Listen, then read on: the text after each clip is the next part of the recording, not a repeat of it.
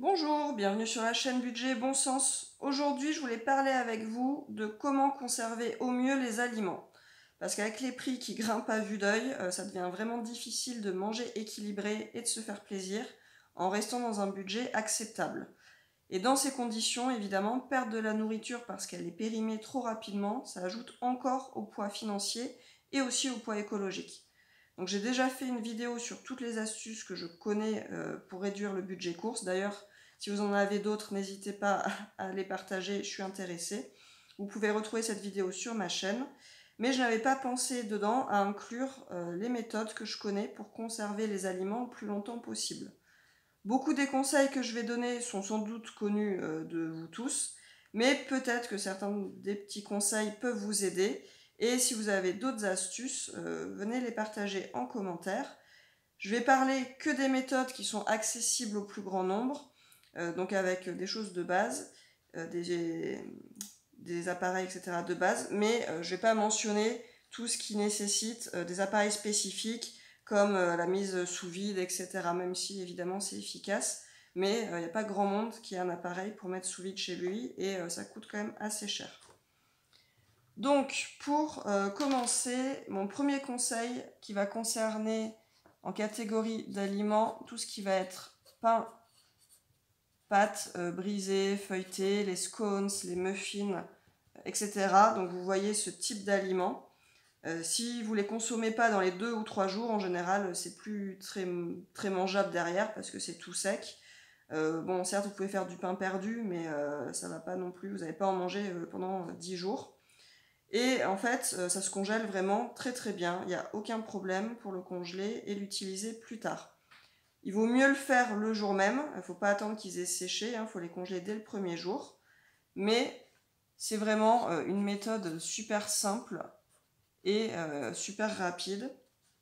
Donc, pour le pain, vous pouvez le congeler en entier, une baguette entière, un pain entier, mais je recommande plutôt de le couper en morceaux ou en tranches d'abord, et vous les mettez dans des sachets de congélation ou dans des récipients hermétiques. Et vous pouvez aussi réutiliser les mêmes sachets sans problème pendant un bon moment, parce que c'est pas un manque d'hygiène, il y a juste quelques miettes, vous les enlevez et c'est bon. Et au moment où vous avez besoin de votre pain, vous pouvez soit sortir vos morceaux, vos tranches de pain quelques dizaines de minutes en avance et les laisser décongeler à température ambiante. Soit si vous êtes pressé, que vous avez un micro-ondes, vous les décongelez quelques dizaines de secondes au micro-ondes, ça suffit. Ou alors vous pouvez mettre dans le grille-pain, surtout quand c'est en tranches. Vous faites au grille-pain et ça ressort, on a l'impression de manger en fait du pain frais, on ne voit pas la différence. En revanche, je ne vous conseille pas de le garder plus de 6 mois parce que, alors c'est pas que vous allez vous rendre malade après, mais ça perd quand même en goût et en texture. Après, c'est quand même pas super bon. Si vous voulez congeler une grosse quantité de pain, donc n'oubliez pas de noter la date sur les sachets de congélation. Et pour tout ce qui va être scones, muffins, tortillas, etc., c'est le même principe. Vous pouvez les décongeler de la même façon et les garder autant de temps. Pour ce qui va être pâtes brisées, pâtes sablées, feuilletées, vous pouvez les congeler soit en boule dans un sac ou un récipient de congélation hermétique, mais moi je préfère les étaler et ensuite je les roule dans une feuille de papier cuisson, comme ce qu'on trouve en fait dans le commerce quand vous achetez des pâtes toutes prêtes. Et comme ça, ça se décongèle plus rapidement et c'est déjà prêt à l'emploi pour la fois où vous en avez besoin. Ensuite, pour les fruits et légumes, il y a plusieurs méthodes de conservation et chacune a son avantage, enfin ses avantages. Ça dépend de comment vous voulez les utiliser. Je vais commencer par les herbes aromatiques parce que ça c'est assez facile d'en perdre. Parce que souvent on en achète un bouquet entier et on n'en a pas forcément besoin d'autant tout de suite. C'est sûr que le mieux ça reste d'avoir une jardinière avec des herbes qu'on cueille au fur et à mesure, mais tout le monde n'en a pas forcément. Et on peut conserver des herbes déjà coupées de plusieurs façons. Si vous comptez les utiliser dans la semaine ou les 10 jours à venir, vous pouvez soit les mettre dans un verre avec un peu d'eau. En gros, c'est comme pour un bouquet de fleurs en fait. Vous mettez dans un récipient avec de l'eau. Moi, je les place au réfrigérateur, mais vous pouvez même les laisser dehors. Au réfrigérateur, je pense que ça reste un petit peu plus longtemps. Ou alors, vous pouvez mettre un torchon ou une feuille de papier absorbant humide et vous gardez vos herbes aromatiques au milieu du torchon que vous refermez ou entre 2 feuilles de papier absorbant légèrement humidifiées au réfrigérateur. Comme ça se conserve plus longtemps. Si vraiment vous avez trop d'herbes pour les consommer dans un délai d'une semaine à 10 jours, vous pouvez les ciseler, vous les placez dans un récipient plutôt à plat parce que sinon ça ne se décongèle pas très bien, et vous les placez au congélateur. Pour les congeler, vous avez aussi une autre façon, c'est vous prenez un bac à glaçons, vous les mettez pareil ciselés avec un petit peu d'huile et vous faites en fait congeler comme si c'était des glaçons, et quand vous en avez besoin, et ben, vous les sortez, vous les mettez à fondre dans une poêle, et puis ben, ensuite vous rajoutez vos autres ingrédients que vous faites revenir dedans. Et là, en général, ça se conserve bien pendant 2 mois. Au-delà, elles perdent quand même leur goût, donc c'est moins intéressant. Mais 2 mois sans problème au congélateur. Ensuite, pour les légumes. Donc là, les légumes, bon, évidemment, il y a beaucoup de moyens de les conserver. Si vous voulez garder d'abord vos légumes frais, vous les mettez au réfrigérateur. Là, c'est pareil, un papier absorbant ou un torchon au fond de votre bac à légumes, ça va permettre en fait d'absorber l'humidité qui est trop présente, et ça évitera que ça pourrisse rapidement dans le bac et qu'en plus ça fasse un truc un peu dégueulasse en dessous. Donc c'est très bien comme ça. Les salades, les champignons en particulier qui rendent pas mal d'eau, c'est vraiment une astuce qui marche bien, qui permet de les conserver quelques jours supplémentaires. Vous pouvez aussi faire des bocaux, évidemment, mais attention à bien les stériliser pour pas qu'ils soient gâchés. Et enfin, eh bien, encore une fois, la congélation, c'est quand même ce qui marche le mieux. Mais là aussi, en fait, il faut les congeler quand ils sont bien frais, comme pour le pain. Parce que si vous attendez qu'ils soient pas en trop bon état et que vous dites « Ah bon, bah, je vais pas les perdre, je vais les mettre au congélateur, ils sont un peu abîmés », ça va pas être génial quand vous allez les sortir. Vous pouvez les manger, les consommer, mais vous n'allez pas prendre un grand plaisir, je pense, à les manger. Donc le mieux, c'est de pas attendre, de les faire blanchir rapidement tant qu'ils sont bien frais. Vous les mettez dans un récipient et vous fermez bien. Et ensuite, vous mettez tout ça au congélateur. Et là, ça se garde 1 an, les légumes, sans problème. Pour les pommes de terre, petite astuce de grand-mère, c'est de placer une pomme au milieu de vos pommes de terre. Parce que en fait, ça va permettre de les conserver plus longtemps. Alors c'est un mécanisme chimique que je ne vais pas expliquer, mais vous mettez une pomme au milieu de vos pommes de terre et en fait, ça va permettre de les conserver plus longtemps et qu'elles ne pourrissent pas. En ce qui concerne les fruits, je remonte un peu pour que vous voyez bien. Voilà. Donc en ce qui concerne les fruits, là c'est le contraire par rapport aux pommes de terre. Dans ce cas, il faut mieux éviter de mettre les pommes avec, parce que ça va les faire mûrir plus vite. Ça va faire mûrir vos autres fruits plus vite. Donc il vaut mieux mettre les pommes à part pour éviter ça. Et ensuite, il faut essayer de conserver votre corbeille de fruits à l'ombre, parce que évidemment le soleil va les faire mûrir plus vite aussi. Et comme pour les légumes, vous pouvez les garder 1 an au congélateur sans problème, même si évidemment plus on attend, plus ça perd en goût, mais c'est encore consommable. Et évidemment, je remonte encore un peu, pardon, vous avez la solution des confitures, ou des compotes aussi, vous pouvez préparer en avance et mettre dans des bocaux. Et là, astuce, ma mère elle fait tout le temps ça et ça marche super bien. Plutôt que de stériliser avec un stérilisateur ou ça prend super longtemps en général. Pour la confiture, la compote, en fait, vous faites votre confiture ou votre compote. Vous n'attendez pas, elle est encore très très chaude, vous venez juste de la faire. Et là, vous versez dans vos bocaux en remplissant presque jusqu'au bord. Vous fermez bien le couvercle et vous retournez vos pots.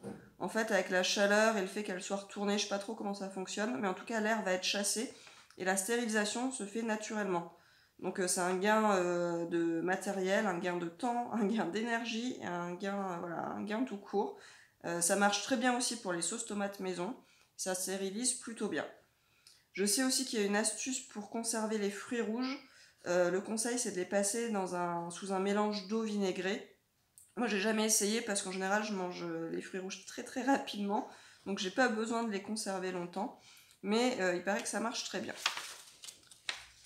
Ensuite, pour tout ce qui est viande et poisson. Alors bon, bah là, j'ai pas d'astuce miracle, mais les viandes, en fait, ça se congèle très très bien pendant 1 an si vous les congelez en gros morceaux.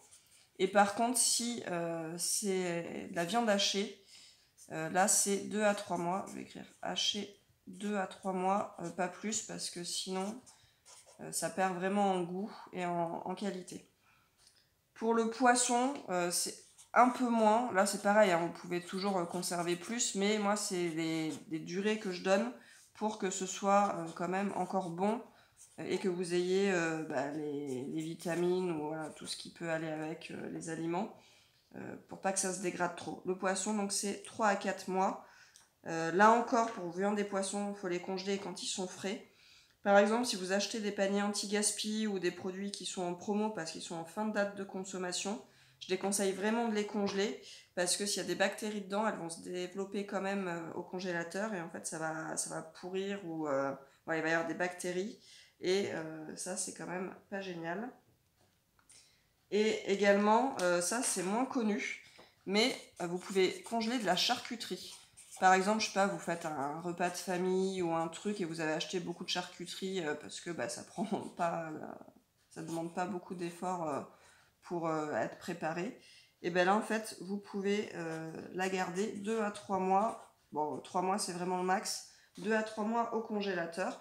Elle sera pas aussi bonne quand vous allez la ressortir qu'au moment où vous l'avez faite la première fois. Mais si vous l'emballez bien, vous pouvez quand même la manger pendant ce délai-là. Et notamment du jambon blanc, après vous pouvez le faire recuire dans des recettes et ça pose pas de problème. Ensuite, pour les aliments secs. Donc là, bon, j'ai pas grand chose à dire parce que ça se conserve déjà super longtemps. Et donc riz, pâtes, les légumineuses, etc. Juste à placer dans des bocaux hermétiques et opaques, ou en tout cas à l'abri de la lumière, parce que comme ça limite au maximum les risques de mythes alimentaires. On va dire que c'est le problème principal de ce genre d'aliments. Et en plus, ça conserve le goût et les propriétés plus longtemps si ça n'a pas été exposé à la lumière. Ensuite, ça, je sais que c'est moins connu, mais pour tout ce qui est matière grasse, pour le beurre, vous pouvez congeler du beurre. Alors, certains vont peut-être hurler, je ne sais pas, mais honnêtement, ça se fait parce que le beurre, avec la quantité de matière grasse qu'il y a dedans, ça marche. Et en fait, il faut quand même que ce soit du beurre pasteurisé, pas du beurre cru. Et ensuite, quand vous l'avez décongelé, il faut le consommer dans les 2-3 jours. Il ne va pas se conserver comme du beurre frais dans le frigo. Mais en fait, ça marche quand même très bien. Donc si vous en avez beaucoup, congelez-le en petites portions que vous ressortez au fur et à mesure. Et là, vous pouvez le laisser 9 à 10 mois au congélateur. Donc c'est toujours mieux que de le perdre. Moi, je l'ai déjà fait, ça marche. Je l'ai mangé ensuite tartiné ou en cuisson. Et on n'a pas été malade, il n'y a pas eu de problème. Je crois que pour les matières grasses, que le beurre, parce qu'il a une haute teneur en matière grasse qui marche bien sur la congélation. Pour tout ce qui est crème fraîche, crème liquide, je recommande pas parce qu'après ça va séparer la matière grasse de l'eau et c'est pas génial. Il n'y a pas assez de matière grasse pour que ça se tienne bien en congélation. Et enfin, pour la dernière catégorie d'aliments à laquelle j'ai pensé, ça va être tout ce qui est café et thé. Alors café, je parle du café moulu, parce que le café moulu, ça peut se perdre assez rapidement. Donc il faut, dans les deux cas, de toute façon que ce soit café ou thé, placer dans un récipient hermétique et opaque. Et pour le café moulu, vous le mettez au réfrigérateur. Et en général, ça se conserve 1 semaine dans ces conditions. Et le thé, vous le gardez juste dans votre récipient fermé et opaque ou alors à l'abri de la lumière. Et là, vous le mettez dans un placard ou dans votre cuisine et ça se conserve super longtemps. Évidemment, plus vous attendez, plus le goût sera atténué, mais il n'y a pas de problème pour les manger, pour le consommer, pardon. Donc voilà pour les méthodes que je connais de conservation. C'est vraiment les choses de base parce que bon, congélateur, quasiment tout le monde a un congélateur ou au moins un freezer. Alors le freezer, C'est moins efficace, donc ça va se garder un petit peu moins que les dates que j'ai données, mais ça marche aussi. Et puis l'astuce des confitures ou des compotes avec les bocaux qu'on retourne, ça je sais pas si certains d'entre vous l'utilisez, mais ça marche vraiment super bien. Et les confitures, nous, un an après, elles sont toujours consommables, elles n'ont pas moisi, ça marche vraiment bien. Donc si vous avez d'autres astuces, d'autres méthodes à partager, surtout n'hésitez pas, marquez-le en commentaire parce que je suis toujours à l'affût de nouvelles connaissances sur le sujet. Si vous avez aimé ma vidéo, vous pouvez, si vous le souhaitez, vous abonner à ma chaîne et laisser un like. Je vous remercie beaucoup d'avoir regardé.